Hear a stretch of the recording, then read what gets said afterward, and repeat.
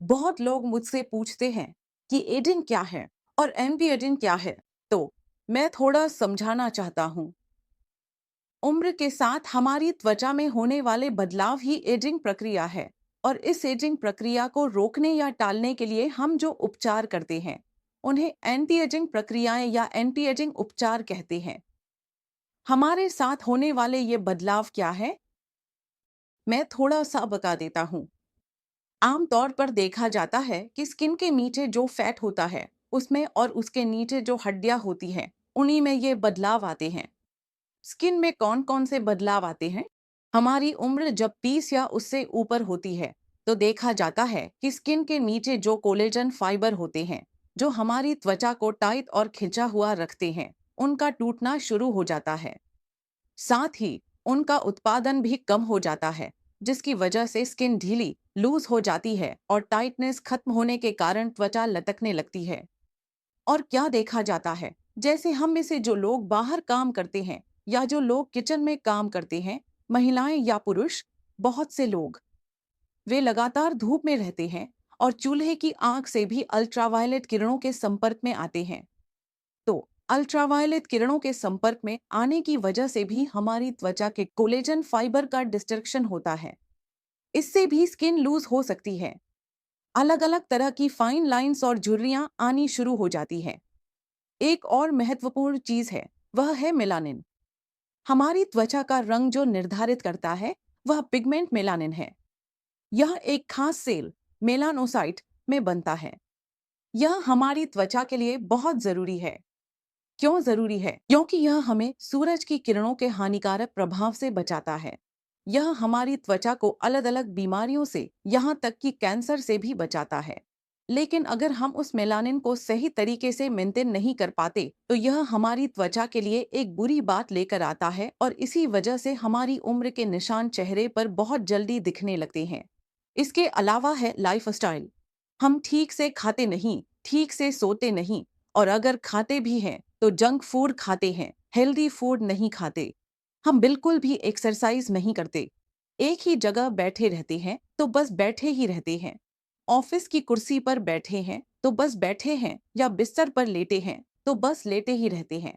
साथ ही हमारी स्मोकिंग या अल्कोहल का लेवल भी हर किसी का अलग अलग और कई बार बहुत ज्यादा होता है, जिसकी वजह से देखा जाता है कि इस तरह की एजिंग प्रोसेस यानी उम्र के निशान समय से पहले ही चेहरे पर, शरीर पर, हर जगह बहुत जल्दी आ जाते हैं।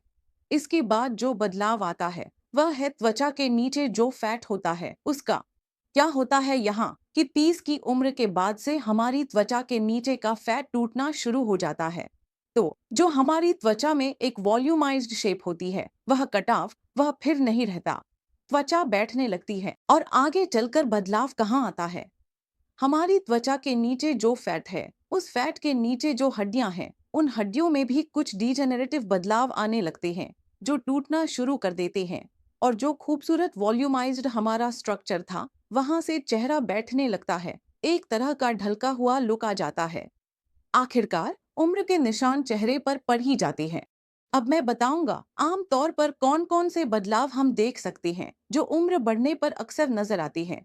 आप देखेंगे कि आपके चेहरे पर फाइन लाइंस आना शुरू हो गई है, छोटी छोटी झुर्रियां दिखने लगती हैं, माथे पर कुछ हॉरिजॉन्टल लाइंस आ जाती है।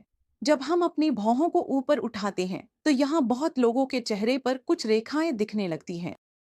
जो हॉरिजॉन्टल लाइन आती है उसे फोरहेड लाइन कहते हैं। ग्लेबेला एरिया यानी दोनों भौहों के बीच का हिस्सा, अगर आप उस जगह को सिकोड़ते हैं तो वहां 3 से 5 वर्टिकल लाइनें दिखने लगती है। ये जो रेखाएं आती हैं उन्हें हम फ्रंट लाइन कहते हैं। जब आप जोर से हंसते हैं या अगर मैं कहूँ कि झुर्रियां दिखाऊं तो आंखों के इस किनारे पर आप देखेंगे कि लगभग 3 से 4 रेखाएं आ रही हैं। इन्हें हम क्रोस फीट कहते हैं और भौहें नीचे की ओर झुक जाती हैं। ऐसे मामलों में देखा जाता है कि आंखों के नीचे गड्ढा बनता है। इसे मिर्ची ग्रूव या ट्रफ कहते हैं, जो आंख के कोने से गाल के हिस्से तक गड्ढे की तरह नीचे जाता है। कई लोगों में गाल का वॉल्यूम कम होने लगता है। कुछ लोगों में उम्र के साथ पेरोटिड ग्लैंड बड़ा हो जाता है और त्वचा नीचे लटकने लगती है। चेहरे की संरचना भी बिगड़ने लगती है। तो ये आम तौर पर उम्र बढ़ने की प्रक्रिया है जो चेहरे और गर्दन में देखी जाती है कि त्वचा सिकुड़ने लगती है। सिर्फ इतना ही नहीं, हमारी पूरी बॉडी की त्वचा में भी बदलाव आना शुरू हो जाता है। इन बदलावों को देर से लाने के लिए या फिर इन बदलावों को रोकने के लिए हम अलग-अलग तरह के ट्रीटमेंट्स कर रहे हैं। इन्हें हम एस्थेटिक ट्रीटमेंट कहते हैं और हमारे एडवांस एस्थेटिक ट्रीटमेंट्स इतने विस्तृत हैं कि उन्हें गिन पाना मुश्किल है।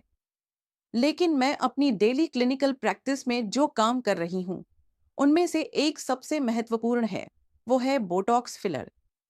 मैं और भी कुछ ट्रीटमेंट्स के बारे में बताऊंगी जो असल में हमारे देश में उपलब्ध ही नहीं है, लेकिन अल्हम्दुलिल्लाह मैं अपने क्लिनिक में इन्हें उपलब्ध करा पाई हूँ। वो है एक 100% ऑक्सीजन सप्लाई, जिसे हम आपके शरीर की हर एक सेल तक पहुंचा सकते हैं।